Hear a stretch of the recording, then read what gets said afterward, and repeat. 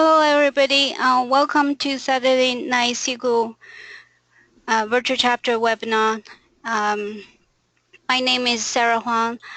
I'm the Virtual Chapter leader for this chapter. And before we start, let me go through a few things, then I'll turn the screen over to Mickey. And first, if you are not a member yet, you're welcome to join PASS. The membership is completely free, and after you join PASS, you can either join the virtual chapters or local chapters, and also you can do both. And you're more than welcome to join our chapter, which is Saturday Night SQL over here.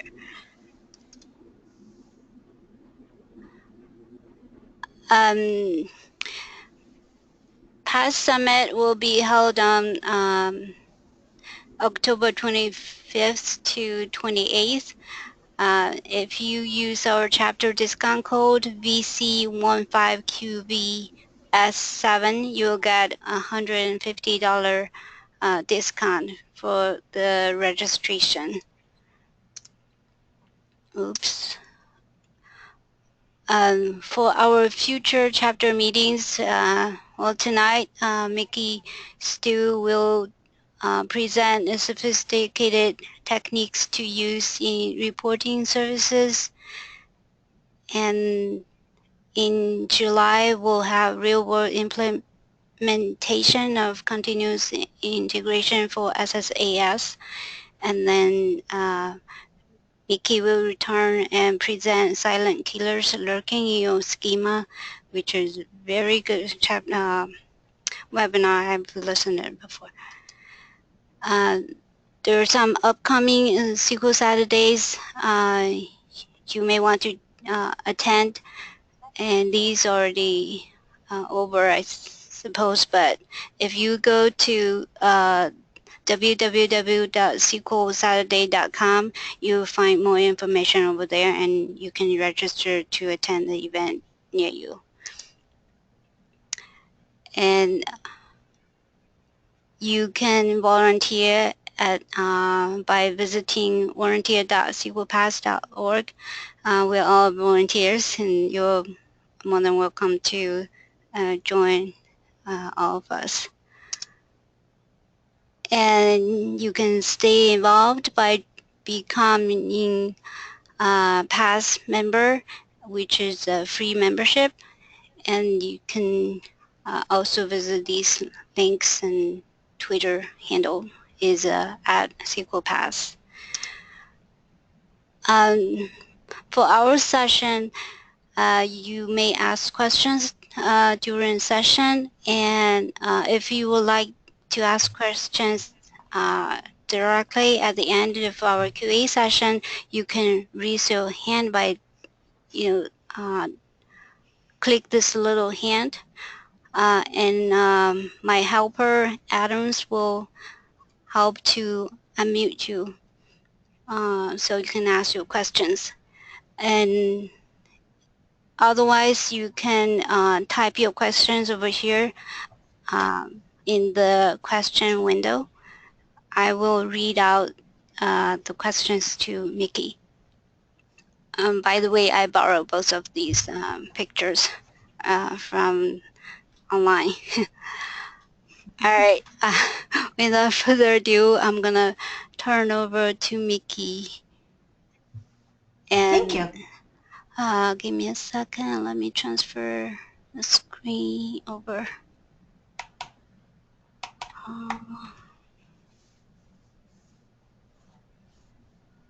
No, I can't. Give me a second. Oh, it's over here.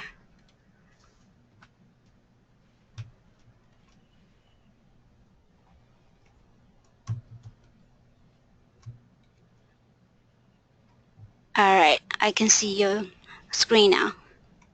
Great. Well, good evening, everybody, or if you're in some other countries, good morning or good lunchtime. I'm Mickey Stewie. I'm a senior database developer in Southern California, and I've been using Microsoft products, gosh, for 22 years. And I'm also a Redgate nerd. I love their products. But tonight, we're going to talk about some various ways to do some adding sophistication to your reports.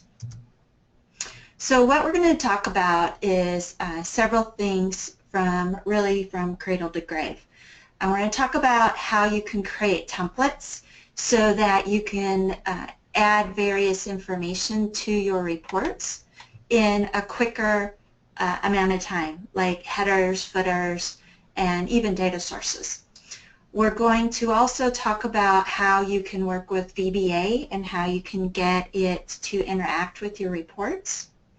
We're going to talk about various ways of creating complex parameters like hidden parameters, cascading parameters, and how you would work with multi-value parameters with stored procedures. We're going to also talk about some things that you're going to want to know when you're exporting reports, such as exporting them to CSV files, Excel files, and even PDF files. Finally, we're going to talk about some ways that you can deploy your reports, not to Report Manager, but after it's already in Report Manager. What can you do once it's there to help provide a variety of ways of accessing your reports? So let's get started.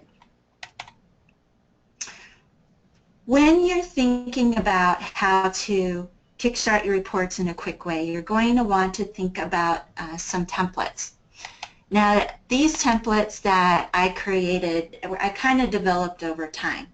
The first thing that I like to do is have the logo of my company, a place where all my titles will go with the same font, any confidential information towards the bottom in the footer, including maybe I might have to have a copyright, or it may have to have a particular statement or the company address. I also like to have a tracking number. Now, what I mean by a tracking number, this is a number for you as a developer. It allows several different things. One, it allows you to know which version you are on.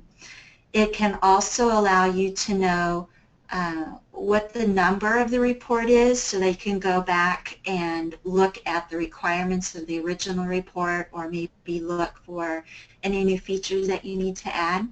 And finally, it can tell you what version, it can also tell you if the version you're expecting in production is the one that's actually out there, as well as maybe you're supporting two different versions and you're talking to a user and they're expecting features, and you can say, well, you're on the wrong version.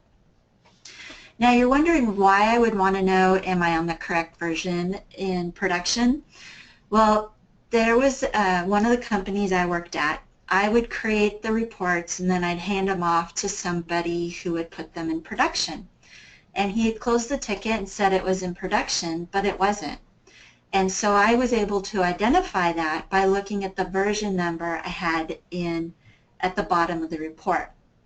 Now, also, what I'm talking about tracking numbers, at that particular company we use Team Foundation services, but you might also be using Subversion, Git, or maybe even Excel spreadsheet. And every report I had a number. That way, when I needed to go back, I could associate everything with that number and go get the requirements. And that made it really easy for me. One of the times that I spoke at Past Summit, I asked the class who had the most reports to maintain. And one gentleman said he had over 1,000 reports. And I had never heard that. So having those numbers would make it really easy for him to go and find out information, because he's not going to remember everything. So let's go ahead and take a look at a template that I've created and where I can put it to access it.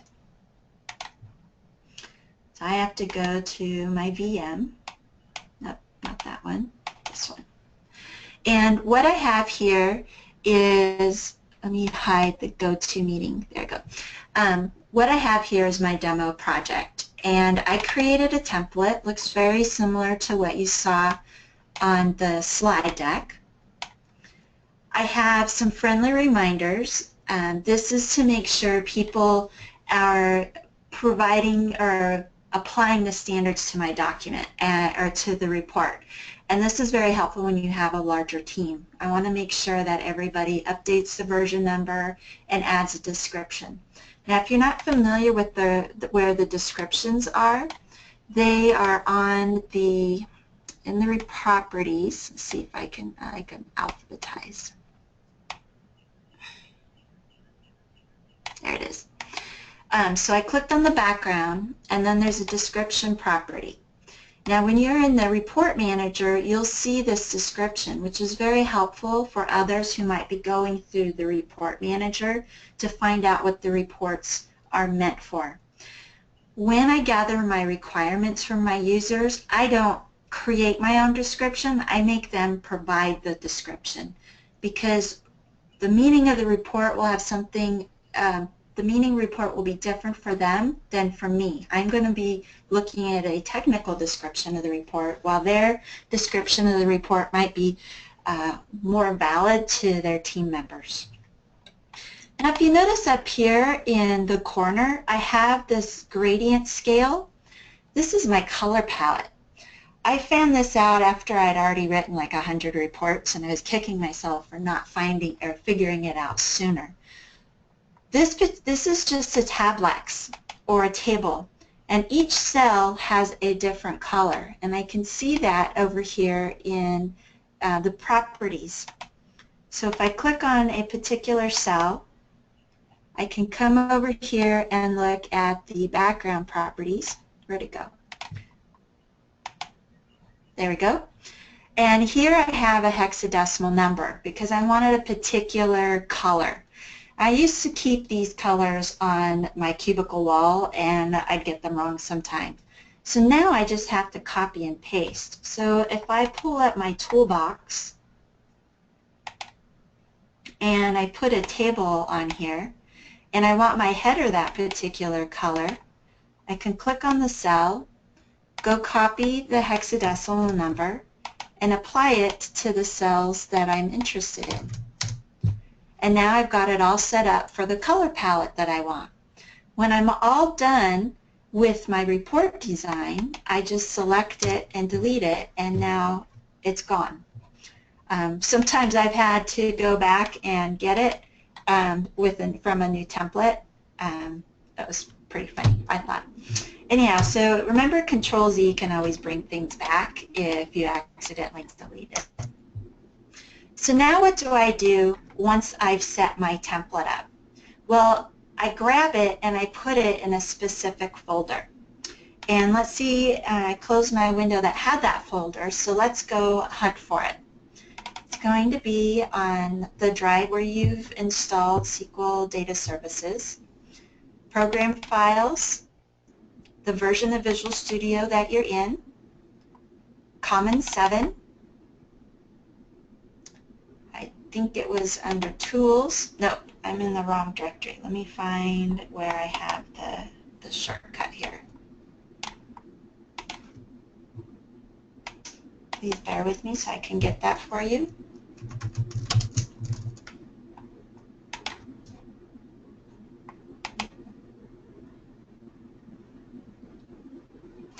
I made a shortcut on my computer. I don't have it on this because it's a brand new installation, but that helped me find it faster. So I was in Common 7, IDE, Private Assemblies. No, I don't have Private Assemblies. Oh, Project Templates. No. Okay, I'm going to come back and I will provide this to you at the end because I was in here earlier to put my templates for the presentation. So now that I've put, for me, I put my template of my report. I also put my shared data sources and my shared data set. This allowed me to add things that I put in every project. Now, if you haven't used shared data sources or shared data sets, they're great. All you have to do is add them to your project instead of creating a new one. So here I can say add a data source, and I'm going to use a shared data source and hit OK, and now I have my shared data source. I did the same thing with my shared data set. Now, what do I have in my shared data set? In this particular shared data set, I have the various components that are related to my template. For instance, I have my default logo, which will be displayed up here. Or if I have my logo on a shared drive, I can get it from the default logo location. This data is stored in my database. Now there's another thing that I have. I have an environment ID. What this is, it's a logo that says draft. And what I have here is on the background image of my report, I have this formula. Let me open it in Notepad for you so you can read it. It says if my environment ID is less than 3, then show the word draft. Otherwise, don't show draft. So what is less than 3? Well, I have one of them is for my development environment, one is for QA, and one is for UAT. So number 4 is my production value. Don't save. So now when I run this template, we'll see the word draft on here on my really fast VM. So here you can see the FT. So this is, why would I have draft on here? Well, I used to work directly with the sales director, and I would show him data from our development environment, which was not current, and he would freak out. Why is this numbers down $10,000? I just looked at it today.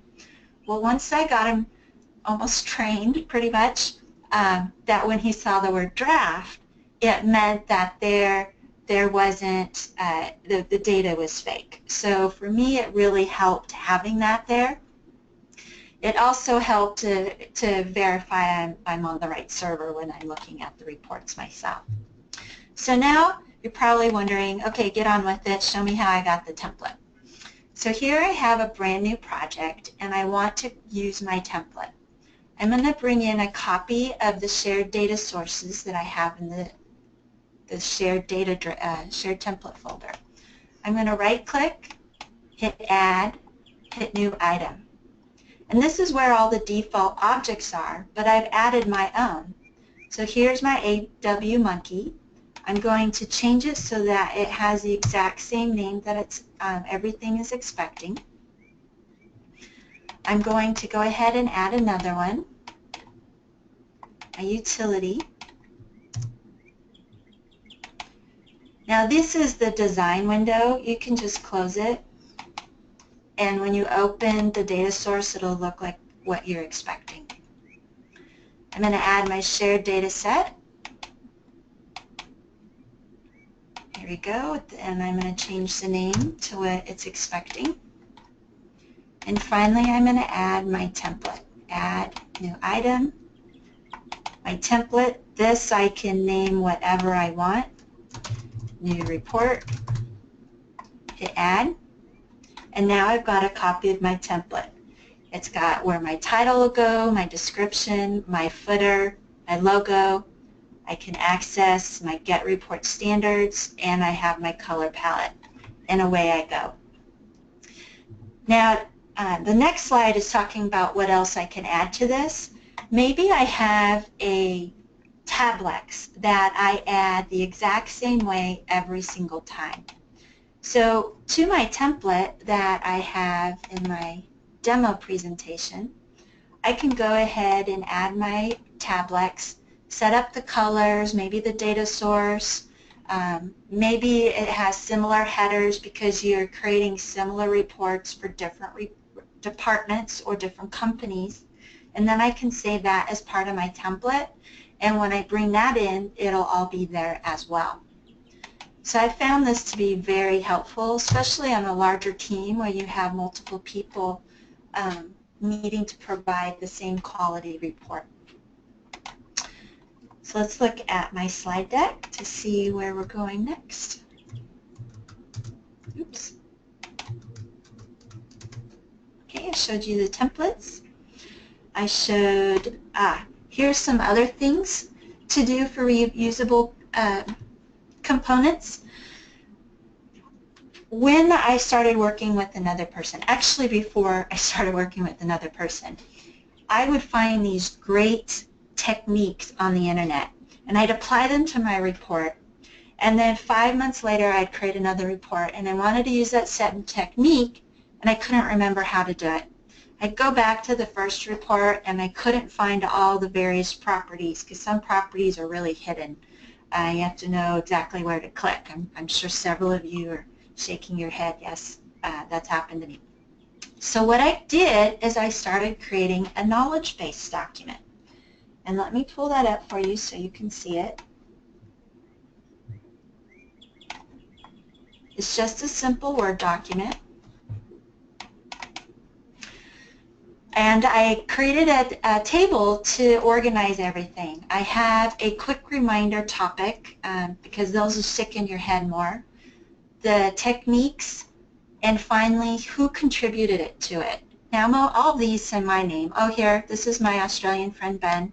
He did actually provide this, this particular example. But I started adding everything to it. Now, one of the things that's really important is you should include the URL to where you got it on the internet. Some of these things I figured out on my own after time, but Ben found this one on the internet, and so it's a way to document to who you need to give credit to for the particular technique that you're doing. The reason why I started doing that is I didn't do that when I didn't blog or speak, but then when I started showing people my knowledge base, they wanted it, and I couldn't give it to them because I didn't know where I got the information. So guess what? I redid my knowledge base, and I'll be able to give this one to you. In fact, it's already on my website, so you can download it. And it has some things that I've learned along the way. And some of these are things that we'll be talking about in this session. This was my favorite friend. I'm starting to get into SSRS quite a bit, and I've started a knowledge base on there. One of the perks in SSRS is you can actually put notes in the middle of your SSRS package called annotate. You can annotate your package. So there I put URLs as well, which is kind of nice. Okay, we talked about some of the other user components. I can skip this demo. So let's talk about VBA functions. VBA functions, and this does stand for Visual Basic Applications. It's a subset of the Visual Basic language. What it allows you to do is create your own custom code to provide techniques that aren't available within SSRS. Now, the one that I use the most is the one that you see here. And what this allows me to do is provide a green bar effect to my reports. Now, if you've never heard of a green bar effect, you're probably in your 20s, maybe 30s. Back when I was in college, we used Unix, and we had these huge printers that had the little dots on the side because the wheels would turn the paper out by using those little holes. And the paper had a white line, a green line, a white line, a green line, and that's where a green bar comes in. Well, I'm not going to use white and green on my reports. I'm going to use the colors for my color palette, and this is how I do it. I need to make sure that I remember what color I'm using as I go, as it paints each cell. So this is what's called a module level variable, and it will remember well, not actually the color, it's going to remember if I'm on an even row or an odd row. So it knows which color to make that cell. I'm then going to give the name of the function, and this is the function name that I'll be using in my report. Now you can see it down here. In the cell, I'm going to put code dot, the function name, and then the parameter values. It's always got to always remember that code dot. I always forgot it, and so now it's in my knowledge base. Along with the function name, I'm going to put any parameters that I want to use. In this case, I'm going to have the color for the odd rows, a color for the even rows, and then a toggle. Now what this toggle is going to be used for is it's going to tell me whether I want to keep changing the color or not. And I'll talk about, well, actually let me bring up the demos so that you can see what I'm talking about in there.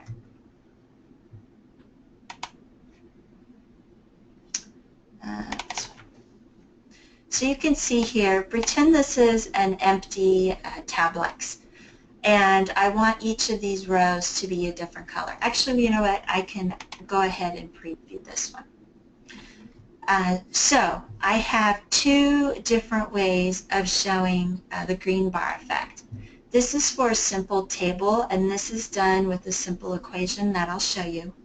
This one is using the Visual Basic code that I'm in the middle of talking about. So when I'm using that code, remember this is a cell, order numbers in a cell, first name and last name. So the way my function will work is in the first cell, it'll say, yes, toggle the color.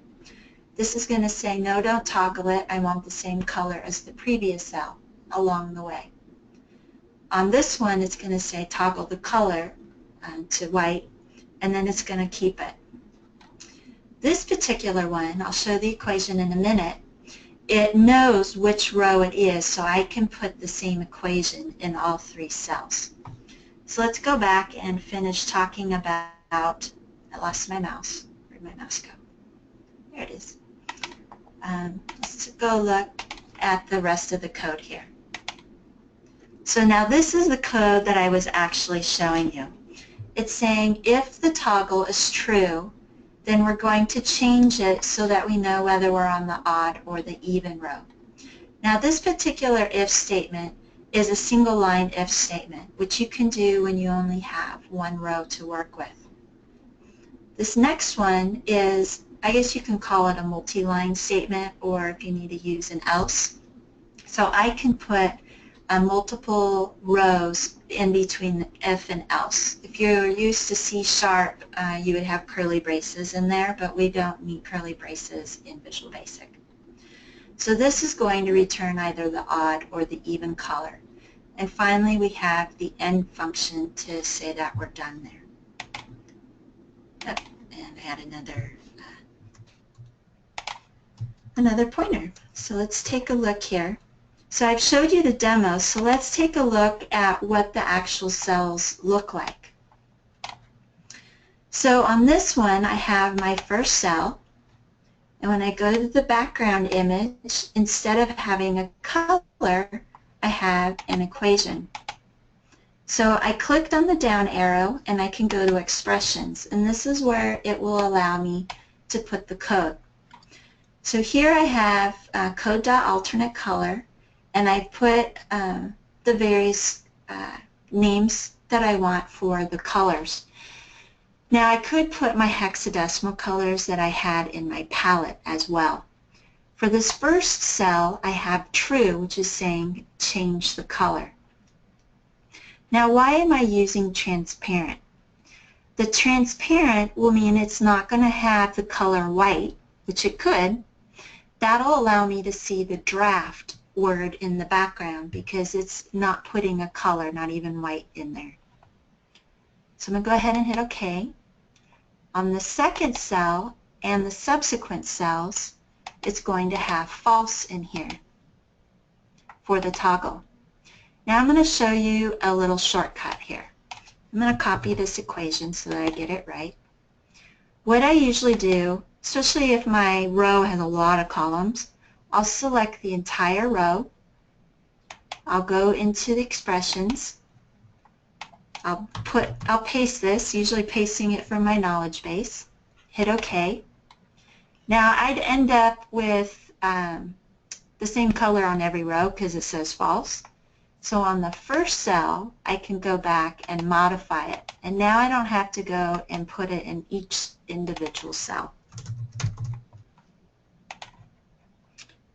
Now for this one, this is the one that I said it's using an equation. So let's go back to the background, go to expressions, and here we can see a very different equation.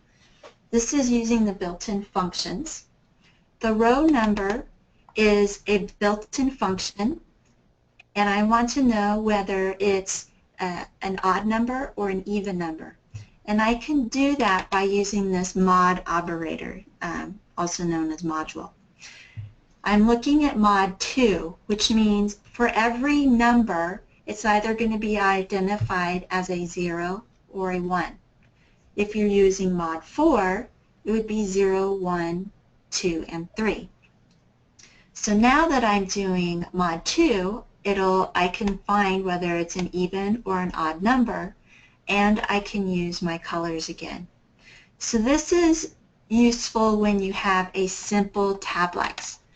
But once you start getting a more complicated one, like with all these groups, or maybe you have some nested tablexes, then you get some funky behavior with the simple functions. I even got it to do a checkerboard for me one time. I had a good laugh and then I had to go fix it. So now we can look at the preview again and we can see that we have the nice green bar that goes across. I find this very useful. Personally, if I have a really wide row and it's all white, I start skipping rows. Back long time ago, I'd have to use a ruler to look at data. Now I just have the green bars, which is very useful for me. I forgot to bring water in, so my mouth is a little dry, but I'm not going to go get any. I'm just telling you. Okay, so let's keep going. Let's see what's next for us. Oh, parameters. Okay, so I love this one. Once you're able to move into more complicated parameters, it makes it easier for you to provide the same report to multiple people with slight variances so you're not creating similar reports. I had that for my customer sales team, and who else did I think? Sorry, the customer service team and the sales team. They wanted to look at the exact same details, but the customer service team wanted a phone number as well. So by using a combination of complex parameters and layouts, I was able to provide the data and hide it for the sales team and show it for the customer service team and have only one report to manage. Yay! So let's take a look at how I was able to do that with some of these parameter types. Cascading parameters. What this allows me to do is to provide, in my example, I have 3 parameters. And it allows me to narrow the data down as I go to each parameter. This can be very helpful if you have a large sales team or maybe a large set of regions. Maybe you have one for each state in the United States, or in this case I have regions, territories across the world. So here I have 3 territories plus all. Maybe someone wants to look at all of them at one time. I can select only a couple of them, the white ones. So I've selected Europe and Pacific. So when I go to the next parameter, it's selected only 4 of all of the territories: Australia, France, Germany, and the United Kingdom. If I had selected all of these values would have been displayed to the user. Well, now I only want to see the sales reps in Australia and Germany. So once I select them and go to the sales rep uh, parameter, I can see only the sales reps in those areas. And this is a wonderful technique when you have a lot of parameters to be able to narrow it down. Now, multi-value parameters. This was a multi-value parameter as well because I was able to select multiple ones, not just one at a time. And they provide little check boxes next to them. Now I'll show you how you can pass multiple values to a stored procedure instead of just picking one. What hidden parameters allow you to do is it allows you to set parameters in the report manager that your end users can't utilize. Maybe you want to hard code all for one person, maybe a director, while for the sales manager in Europe you want to hard code Europe. So you can create multiple parameters, multiple reports in Report Manager, limit the security to just the director in one folder and the Europe sales rep in another folder, set the parameters and hide them from the user, and then they're allowed to see only the data that they're allowed to see. What custom parameters are allowed you to do is change things like layouts. Maybe for the sales director, he or she wants to see all the data but collapsed so that he only sees the headers for the different countries. While when it's only a single sales rep, they want to see all the data and none of the tables collapse. So you can change what the layout looks like. And remember I said about phone numbers? You could have the custom parameters determine when to show that phone number. So let's take a look at what those look like.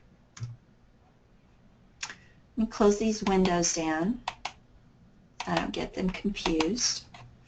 And we're going to go to the first one for hidden parameters.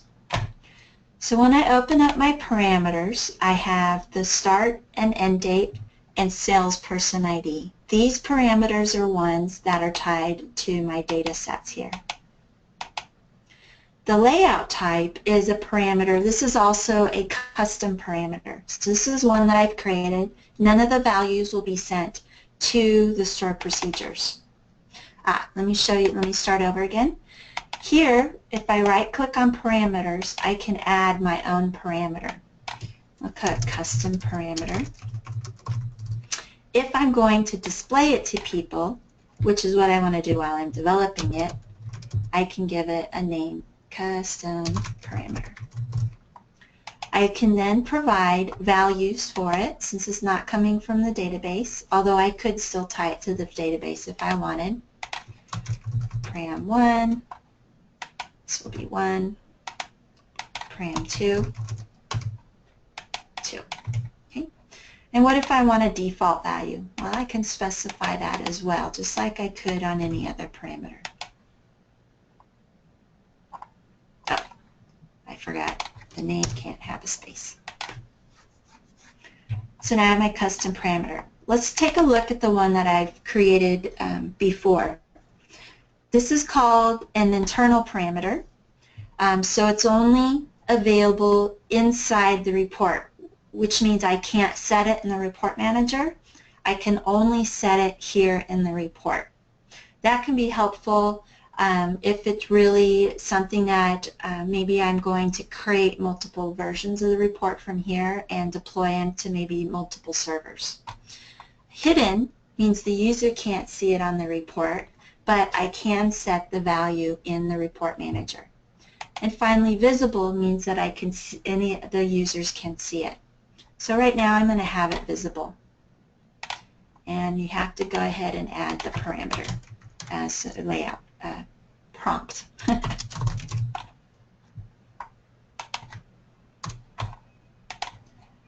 So now when I'm looking at preview, I see that I have my layout type and the one that I made a few minutes ago. Now for this one, I have different layouts for different departments: sales director, sales associate, finance, and customer service. So now let's see what I can do with those. What I have here, and this was a really cool thing that, of course, I figured out after I made over 100 reports. What this is going to do, this is a fake grouping. And what it's going to do is it's going to be based on one of my custom parameter values to determine whether this column is going to be displayed or not. So if I go into the column group properties, I have a group on the layout type. And then, where did I put it? Under visibility, it determines whether it's going to show or hide that column. So for this one, when it's customer service number 4, it's always the opposite. It's going to show it for the third parameter and hide it for the second parameter. That always confuses, I think, the exact opposite. So this is going to tell me whether to hide or show the column, which I think is really cool. So let's go ahead and look at that preview. When I show the sales director for David Campbell, I don't see the phone number. But when I change it to customer service, the phone number appears. So that can be very handy when I have to support 4 departments and I only want to maintain 1 report. Now why do I have sales director and sales associate? Well, this is very handy when like I said earlier, the sales director can see all the data and the sales associate can only see their data. Now I can do that by using the sales director, and I can set it to all, and he or she can see all of the names. And then when I set it to sales associate, it's only going to show the person who's logged in, for instance, Victoria Smith. Now how do I do that? Well, let me show you. When I go to the salesperson ID, default value, I'm going to put this function in here. What this function does is, well, I guess it's not a function, I guess it would be like a parameter value. What this will do is it'll take the credentials of the user and populate them here. So in the database, I have the zoo / V Smith for Victoria Smith, because the zoo is the name of my domain. And it'll put her name here. Now, if the director comes up and he's not in that list, then he'll have access to all of them. So how is Victoria's not going to display, how's Victoria not going to say, well, mine started here, but all I have to do is change this? I hide the salesperson parameter, I hide the layout type parameter, and then they can't change it. When it's a sales director, I can display this, or I can have it default to all so that they can see it at all times. Let's take a look at another one. Get rid of this. So this is a simple cascade. So let's take a look at the preview. And what this is doing is it's saying country region, okay, I have to pick one, Europe. Notice I can only pick one at a time. Territory, I'm going to pick France. And salesperson, I'm going to pick Barbie. Now when I preview it, I'm just going to get his information. But when I select all, I can select all for all of these. And I'm going to get everything. Okay. Now notice what also I did, since we're on this topic. I have country region says all for all of those, but when I pick Europe, I have it set to just show that information. Well, I can put formulas in here based on these parameter values to display it. So let's take a look at that really quick so that you can see what that looks like. let me show you another thing. Notice I clicked on it, it says placeholder properties.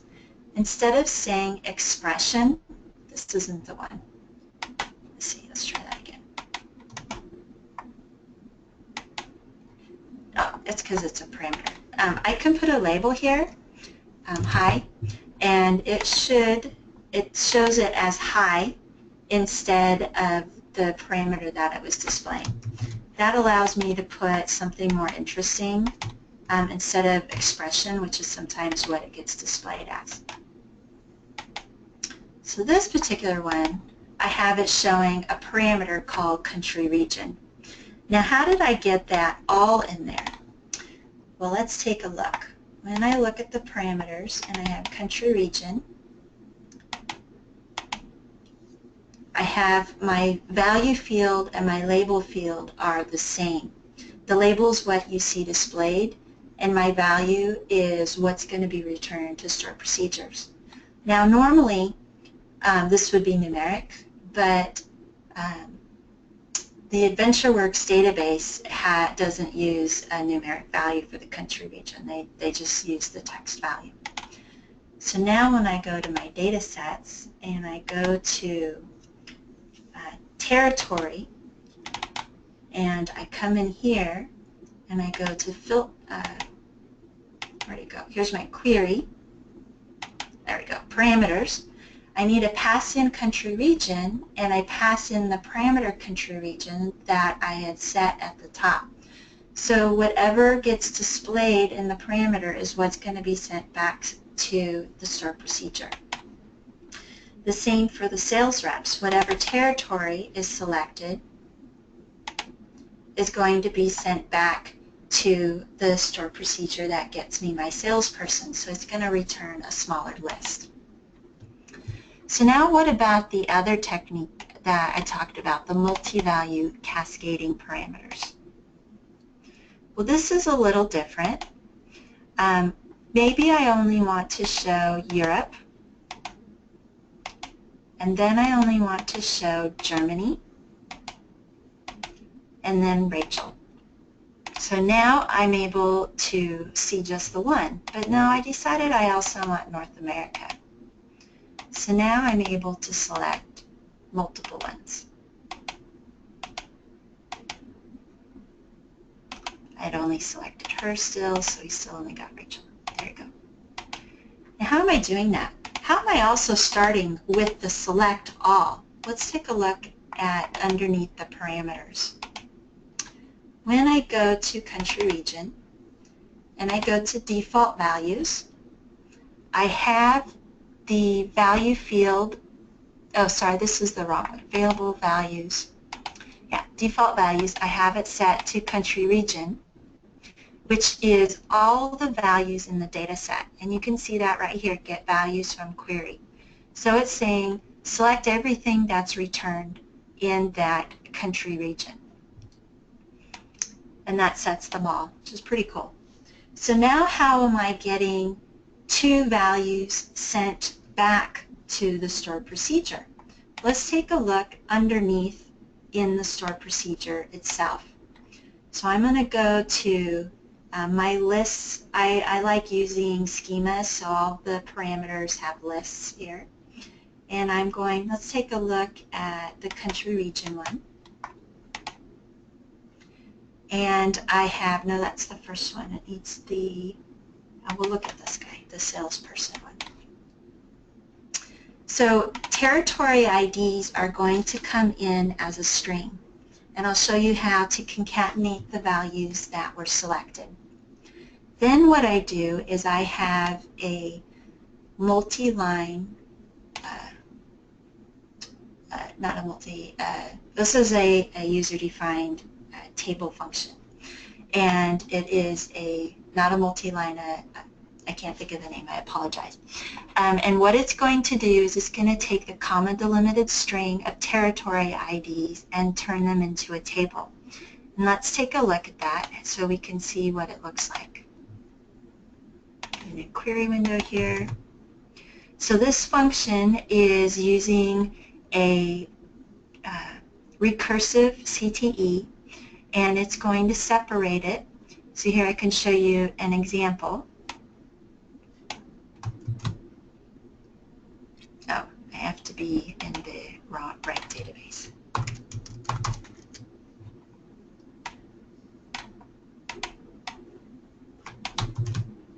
And here it turned the string into a table. Now, this is returning a table, not a table variable. So this is going to give you better performance than the table variable. And that has to do with how the SQL Server engine works. You can go ahead and send me an email if you want to know the specifics on that particular one. So now how did I get the values into a string? Well, let's take a look at that. Let's go back to the report. Let's go to the data set. And we were looking at the salesperson that's returning multiple values. I'm going to look at the parameter. And here I have an expression. And this is a function that is internal to reporting services. It's called join. And I provide how I want to join it, which is a comma. And then I tell it I want all of the values from the parameter. Since it's already turned on as a multi-value parameter, it's going to give me all the selected ones. And you can, I didn't show you how to turn the multi-value parameter on, so let's look at that. This was for the territories. And here's a checkbox right here, allow multi-value parameters. The available values come from my data set, and I'm showing the value in the label fields. And I'm again showing all the values from a query. So this is all the territories from the query, and I'm going to select the territory IDs that come from that query. All right, so let's take a look. I've got 8 minutes, so we can keep it to an hour, so I need to go to the next slide. Okay, techniques for exporting reports. We have various ways of exporting them. I've even seen some third-party ones that you can export to PowerPoint presentations, which I wish I had a long time ago as well. When you're working with CSV files, you want to make sure that your text boxes, not the labels that you see in the header, but the actual text boxes have good names, because the text box names are what are going to appear as the headers in the CSV files. For Excel files, you can tell it to put a separate data set or the values of your separate tablexes on different tabs. And I can show you how to do that. Now, another really cool thing for PDFs is if you're using a document map, those will turn into bookmarks that are available in the PDF. So let's take a look at where those settings are.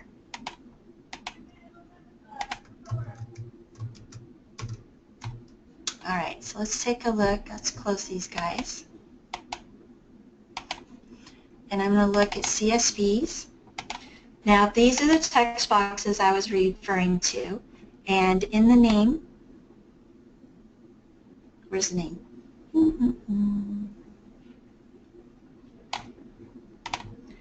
Select placeholder properties. And I'm totally blanking on the name. Oh, that's because that's the cell. Here we go, the text box, not the contents. And then we have the name. There it is, country region. So that's what will appear in my CSV file. Since we're short on time, I'm going to go to the other ones that are a little bit more exciting. For the Excel, I have 2 tables here. So on this guy, I want to go ahead and take a look at a field. And where did I put it?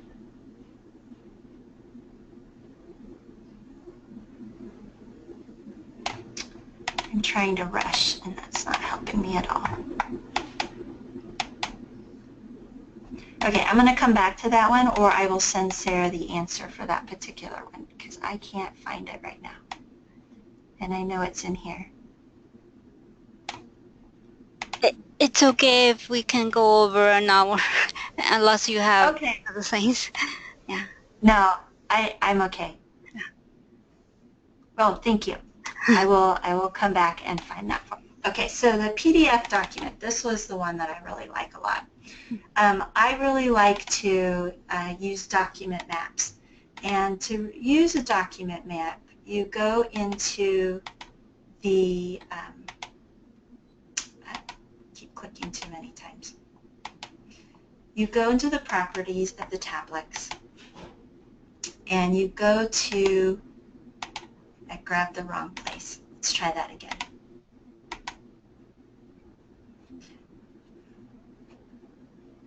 Sorry, go to the, it's not the column group. Why is this not behaving? Here we go. Country regions, the row group, group properties, advanced.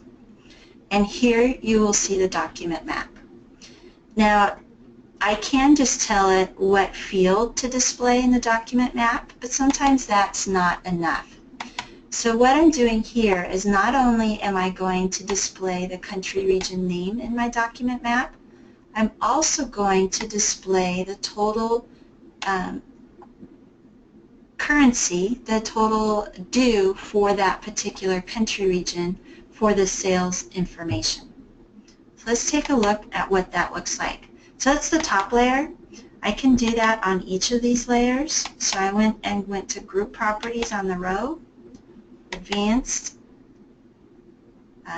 expressions for the document map, and here I have the territory ID and the total sales that are due for that territory. When I run it, I'm going to get a document map to the side of my report. Unfortunately, you can't tell it what size to make this, and you can't change this name up here. It's going to be a report name. But here I have the country regions, I have the territories, and I have the names. Now what's really cool about this is I can click on any of these and it'll go to that portion of my report. Now when I export this, hello report, oh, it's going to page 7. I'm going to, I made it busy. So let me talk. When I export this and I create a PDF, I can go ahead and open it in Acrobat, and there'll be a button on the left that says you can show bookmarks. In there, you're going to see something very similar to this, and it'll act exactly like this. You'll be able to click on a value, and then it'll take you to that part in the PDF document, which is really nice to have. I find that great to send to executives who don't want to deal with reporting services itself. No, it's host. All right, but we can continue with the slide deck because the next part is about various ways to deploy your reports. Now what I'm talking about here is 3 different things: linked reports, exporting to a folder, and snapshots. What a linked report allows you to do is make copies of the same report in Report Manager. You just have to modify the first version, which you could call the master report, and all the others will be updated for you, except the parameter values. It will retain the parameter values that's set on each of those linked reports. This is how I'm able to use my different layouts for each department. I can create a master report that I can keep in a master report directory. I can then make linked reports in the various department folders and change the parameters for those particular departments and set the various security for them as well. Now the export on a schedule can be very helpful if you have maybe another process that needs that data from the report, or maybe someone wants to have copies of a report stored actually on a hard drive as opposed to keeping snapshots of the report. And you can store them in various formats: CSV, XML, Excel, PDF. You can also have snapshots available, which can be very helpful on long-running reports. We aren't using reporting services right now at our company, but if we were, I could take snapshots of the reports that take 20 minutes. This can also be very helpful if maybe your data warehouse is only updated once a night. We had a report manager who would continually hit the refresh button all day long because you can see it in the logs, even though the report didn't change all day. It always cracked me up, but he felt better doing that. So let's take a look at that. Is it still stuck? Yeah. Okay, so we're going to go to Report Manager. I've already deployed my data sources, which we talked about, and they're set up as shared data sources, and my shared data set. In here I have all of my reports, my PDF one, my Excel, my CSV, and my sales director one. So this is the first one that I created, and I'm using 2014, and it's very similar to 2012 and 2008. So in here I can go to Manage Reports, I can go to Parameters, and here I can see the values. Now the prompt user, these are the three that the user is going to see, and they can't see the layout. And this particular one is set on Sales Directory. So now I'm going to create a linked report to this one. I'm going to go ahead and select Create Linked Report. Oh, let's create a folder for this. New folder. We'll call this folder Customer Service. I'm going to go in and create a linked report. Create linked report. And I'm going to call it Customer Orders, Customer Service. And I'm going to change the location to my Customer Service folder. And I'm going to hit OK. I don't want to change the parameters yet. You have to go through this step. So now I'm going to go back to Customer Service, and I'm going to go to Manage again. I'm going to go to the parameters, and I'm going to change this to Customer Service and hit Apply. Now I can go ahead and look at it. We can't see it, but it has started displaying the phone numbers. While the other one, for the directors, oops, that was the wrong report. This one, I have to select somebody, and they don't see the phone numbers. So now let's talk about the other exporting that I talked about. So here I have my Excel report, and I'm going to go ahead and hit Manage. I'm going to set up a subscription. I'm going to set up a new subscription. Now I don't have email in here, so I can't do email subscriptions, but I can still do Windows File subscriptions. Now when I'm doing the Windows File subscriptions, I can't put in demo files, which I have right here. The reason for that is it needs what's called a UNC number. It needs a path. You may also know like a network path. So what I'm going to do on here is I've set one up, 2014. No, it didn't save it for me. So I'm going to go here, make sure I grab the right one on my C drive. I have my demos and my files folder. So yes, this has a C drive, but that's because I'm going to change it. I'm going to change it. Since this is my personal computer, I can put my computer name, Happy Monkey, and C:/. / because that'll go to my C drive. And if I want to test this out, I can. I can go to the folder, and then it took me directly to that folder, and I can see that this is a UNC path. Now you also have to make sure that the service account that your reporting services is running for your report manager has access to that folder. Now I'm going to send this out as an Excel, like I talked about. You have to put the credentials in that's going to run it. This happens to be the account that I have set up today.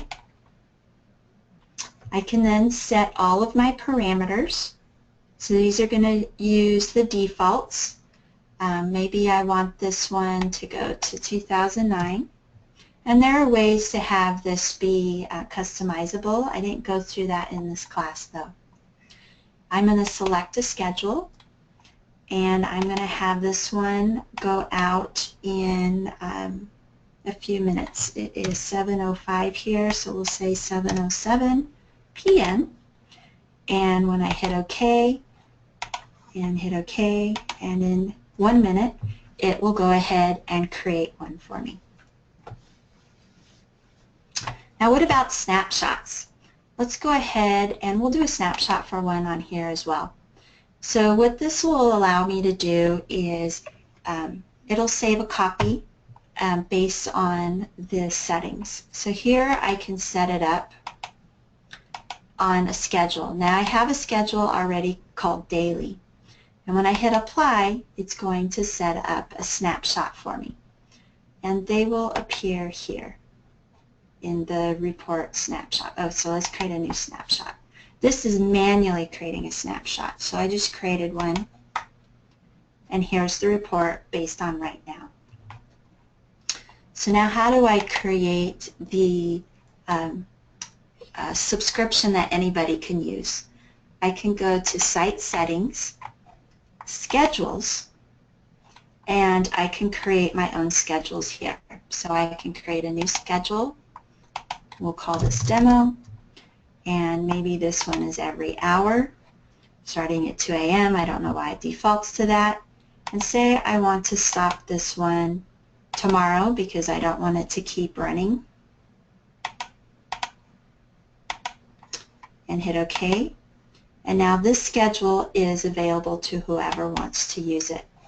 So if I go in here and I want to use it for the PDF, oops, I hit the wrong button, and I come into subscriptions and I create a new subscription. Now I can select the schedule, the wrong one, go back. I can base it off my shared subscription called Demo, and it'll go off every hour until tomorrow starting at 2 a.m. Well, today, so now it's going to keep going every hour.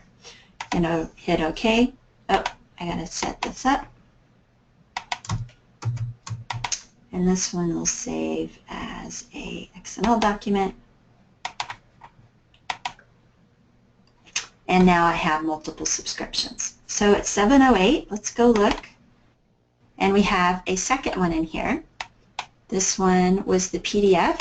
Well, let's see if we can see it in here. Yes, add it.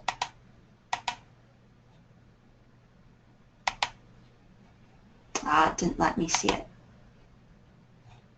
I need to install Acrobat on there, but we can look at the Excel one. Oh, no, it's not going to. There we go. So here, yes, I said open it. There we go. No, it's not going to let me open it. Boo. Okay, we will carry on. So you can go ahead and you'll have your repository of files here, and you can create as many as you want, as long as you have that UNC path. Let's take a look. I think we are at the end, which means I will be able to take questions. So in this session, we talked about how to create templates so that we can create reports faster. We talked about how to create our own VB functions to do things that the functions provided won't allow us to do. We talked about various ways of creating complex parameters and how we can make sure that we get the most out of exporting files, specifically for CSV, Excel, and PDFs. And finally, I talked about ways of using the reports in Report Manager to deploy the reports using link services and file folders and snapshots.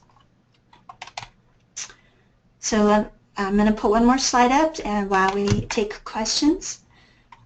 You can find this presentation and the downloadables here at the resources.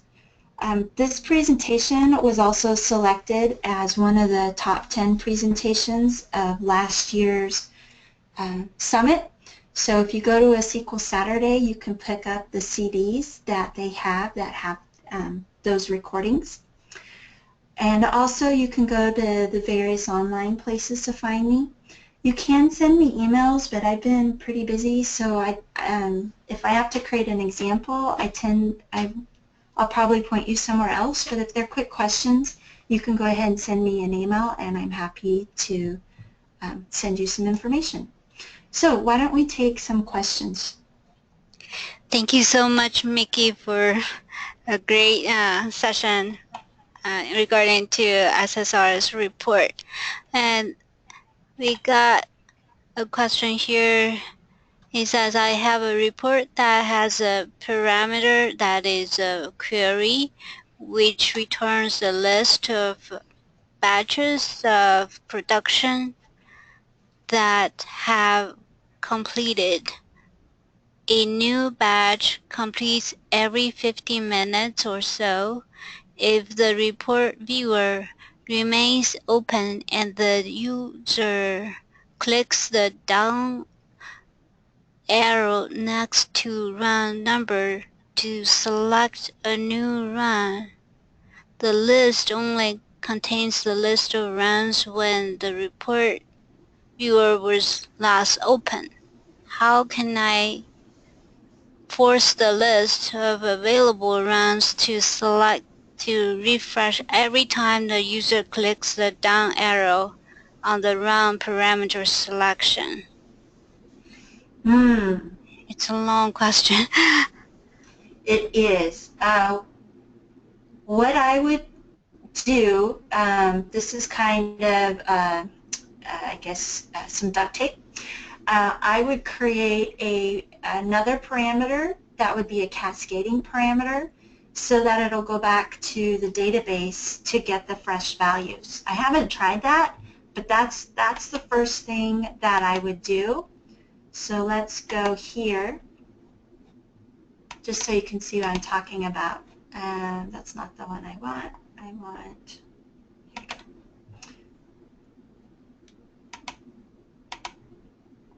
Oh, this is still frozen. 4 times more dirt, dust, and air than before. Oh, I was trying to unmute the person who asked the question, but his background is a little bit. No, that's not the one I want. Let's see here. Can I come here? I don't have any set up here. I didn't send all of them. Okay, so we'll just talk. We'll pretend these two. This is your list of batches. I would create a parameter ahead of it. I'm not sure if you, I think if it just had one value to drop down and have them select it, and then it'll send, it'll go back to the server to get the list. I think that might work. It might not, in which case the second way I would do it, I think I would do the parameters for the batch states and have them change it to another hour so that they can, it'll then send those parameters back and get new data from the database. I think that would work. Let me close, see if I can get that to close so that I can get another instance. Does that sound, did that get it? If not, send me an email and I will send the steps for that one. Let's do that one, let's see if I can get it. Do you have another question? Yeah. He says I have two parameters that are passed as values in the URL string when a report is run. Um, well, I couldn't tell what this is. When the report is run, the .NET application, I have tried to set the default value of the server and database default values to my development environment, expecting the passes values in the URL command to ignore the default values and accept the passed values. Instead, the report viewers uses the default values and ignored the past values and fails if my dev server is offline. If I do not fill in the defaults, it all works fine. How can I have both default values and past values and have the past values take priority over the default values? Hmm. So the So basically he has two parameters. One pass um, maybe like you pass it as values in the URL string. so I haven't used .NET with reporting services in like 12 years. So I'm not the best one to answer this one. I guess I would have a question for you if all of the parameters are being populated. If they're not, then I would leave one of them not populated and see if that works, and they have to set one parameter, because I know the report will run automatically if all the parameters have a value. But I know that there's some things that are different when you're using the uh, .NET, sending a report through .NET than you are when you're going through the report manager. So I'm sorry I don't have a concrete answer for you. Um, the other thing I would try is seeing if you can pass the default values as well. If you put some logic in the .NET code to know whether they're passing a value or the default values. That's probably the only or the only advice I can give right now, since I don't work with reports in .NET. So I apologize. Thank you. Another question he has is, all of my production SQL servers 2012 or 2014, what is the lowest cost way to use the new features of SSRS 2016 while all my licenses are older SQL licenses? So I'm horrible about licenses. But if your licenses don't allow you to upgrade, then you can't use the new features of 2012 or 2014. Sorry, the new features of 2016. Now I know there are some layouts that are available in 2016 that weren't available in 2012 or 2014, and there are some um, ways around getting those. I would look up some articles from Stacia Meisner. She has a new Stacia Vega. She got married a year or two ago, so that's her new last name. And she's been able to work around that to provide the new layouts that are possible in 2016. If there's some new functions, then you might see if you could write some VBA code that simulate those functions. Otherwise, it'll require an upgrade. Cool. Uh, Mickey, do you mind to type her name on the screen so they can see it? Oh, I Oh, apologize. that's fine. I went back in here. There you go. It's nikkistewie.com and /resources. Also, the lady you said to go visit her Oh, blog. her. Yes. Yes. Sorry. No, Let no, me get. they need your information as well. Here, I'll bring that there. Yeah. Stacia Meisner Vega. Okay. Cool.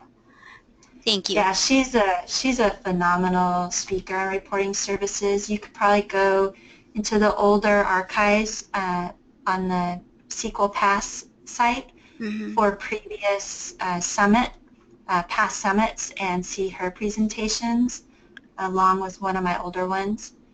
She's also on Pluralsight, which is like an online classroom, and she has presentations there as well. Cool. Uh, Here's another one. Since SSRS is not available for Office 365 SharePoint Online, is there any other tool has similar reporting functionalities other than using Power BI in Office 365 SharePoint? Other than BI, yeah, I have no experience with SharePoint. I've been very blessed with being able to avoid it. Um, the Power BI is the only other one. I think there was one other one that is available through Excel, but I haven't spent much time on there either. Um, you might see if Julie, oh gosh, let me look her last name. She's a friend of mine, but I can never spell her last name correctly. So let me pull up my address book so I can get it. Okay. While you're searching that, maybe I can share a little bit of my experience in this, because I deal with the SharePoint online. Well, actually, the project online. Um, Jane, I'm talking about your question, and what we did was we download the data from the SharePoint side into our database via OData. Then we do a reporting uh, by you can either use SSRS or other tools to do your reporting and query the data directly through the database. That's how we did it.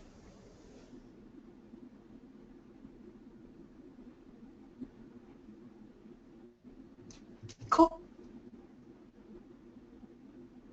So you got her name up there, yeah. Oh yeah, Julie Cosmorano.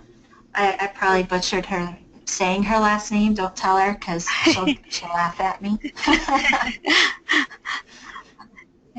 Kuzmarno. I think that's how you say it. I used to call her Julie. Oh no, I shouldn't say that. Anyhow, yeah, she's a good friend of mine, so she teases me about how I say her last name. Okay, we have a few more questions. Do you have time? I can take one more. Okay. So here it says, do you mind to give more detail on the difference between internal parameter and hidden parameter and one example for each? Yes, the internal parameter will only be available when you're designing the report. So you can set it there. Once you deploy the report, you can't change it. When I have not found a good use case for that, I suppose a good use case could be if you need to put the reports in different servers that are maybe for different businesses, and you want to set a parameter. Maybe the reports for Europe, you only want it to be in Europe. You don't want anybody changing that because it's going to go on the European business server. So then you could use the internal parameter. the hidden parameter won't be showed to your users, but can be modified in Report Manager. Now I saw that, let's see here, here we go. When we were in Report Manager, and we went to the Sales Director, Manage Parameters. Here we have a hidden parameter, and it's not going to be shown to the user because this isn't checked. And I'm showing the layout parameter. Now, if I had an internal parameter on here, I wouldn't see it at all. It's not displayed. So this one I can change to Finance. And when I go to the report, I don't see the layout here at all.